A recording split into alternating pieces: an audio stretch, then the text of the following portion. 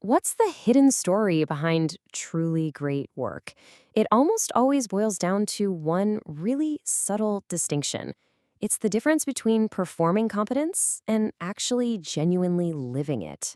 So let's explore what that really means. This idea from Simon Sinek just gets right to the heart of it, doesn't it?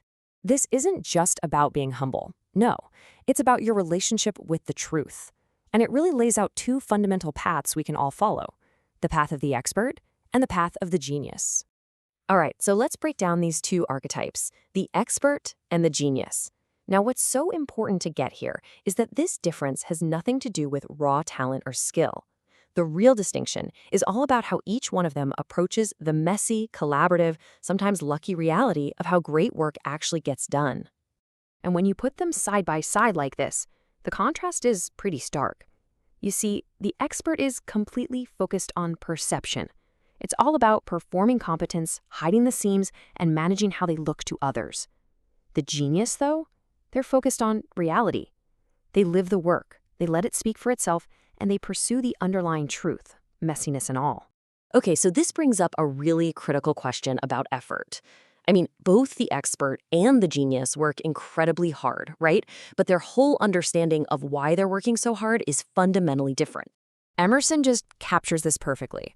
An expert can talk all day about their solitary brilliance, how they did it all on their own. But it's the final result, the work itself, that's going to tell the real story. In the end, what you do will always, always drown out what you say. And this just brilliantly illustrates the world we live in now. George Raveling argues that simply working hard, well, it doesn't make you special anymore. Everybody's expected to do that. It's the price of admission. It's the absolute baseline. What truly sets people apart are the results they actually produce from all that effort. And Adam Grant really reinforces this, but from an academic angle. You know how students sometimes feel their grade should reflect how hard they tried? Well, Grant argues, no, grades are for excellence, for the quality of the final product, not just the hours you put in. And this is precisely the expert's mistake, confusing the performance of effort with the actual substance of excellence. So if we all know that excellence is the goal, how do we lose our way? Well, it's rarely some big, dramatic fall. More often than not, it's a slow, quiet drift, one made up of tiny little compromises. The legendary football coach Tony Dungy had a name for this: death by inches. He noticed that championship teams don't just suddenly become losing teams overnight. No. Instead, the standards start to slip with these small, overlooked mistakes. A missed block here, a sloppy tackle there, and over time, all those tiny inches add up, and suddenly, you're on a losing streak. And this is exactly how that drift happens in our own lives, isn't it? We start out on a clear path, then we make a tiny 5-degree turn, a small compromise. And we tell ourselves, it's no big deal. But one little turn leads to another, and then another. And before we know it, we look up and realize we are completely and totally lost. And here is how this connects right back to our expert. Taking sole credit for a lucky break, that's not some huge moral catastrophe. It's a 5-degree turn. It feels like confidence, but it's really the start of a dangerous habit, prioritizing how things look over how they actually are. Now, this habit of ignoring the small truths, it doesn't just affect us personally. It completely changes how we see the world. See, true excellence requires seeing way beyond our own little contribution and understanding the entire invisible system that our work depends on.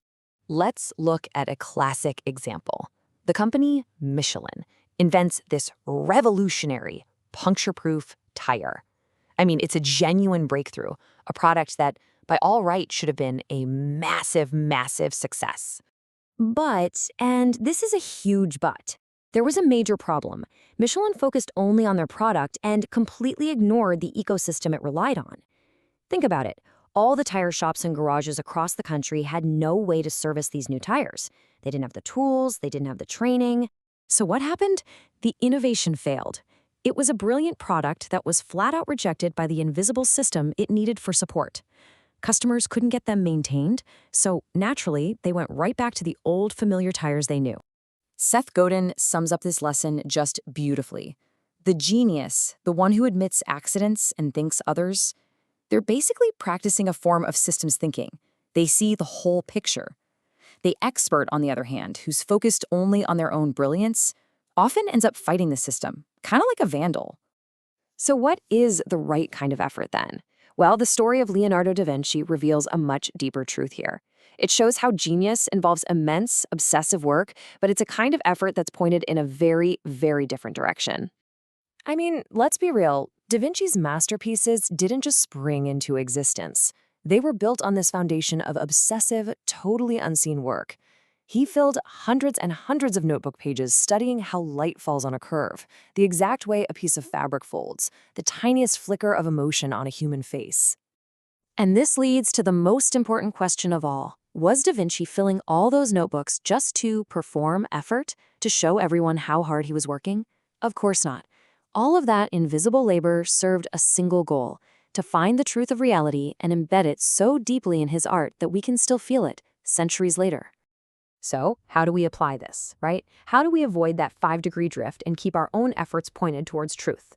Well, it all comes down to our internal compass. A guy named Erwan Lacour calls this a personal covenant. It's basically an internal agreement you make with yourself about your values, about your own true north. This covenant, this is the personal infrastructure that gives you the discipline to make the right small choices day after day and to resist that temptation to drift off course. Which brings us full circle, right back to Emerson's essential truth. That internal covenant, it's not something you talk about, it's something you do. It's revealed not by what you claim you are, but by what you consistently produce. Your actions are always the final word on who you are. So, when you boil it all down, the crucial point is this. The expert works so hard to hide the seams, to present a perfect, polished, and ultimately a dishonest surface. But the genius understands that the seams, the mistakes, the collaborations, the happy accidents are the story. They are the truth of how anything worthwhile actually gets made. So this leaves us with a final thought to reflect on. Everything we create, everything we do, it has seams. The question isn't whether they exist or not. The real question is whether we are honest enough and brave enough to sow them with integrity.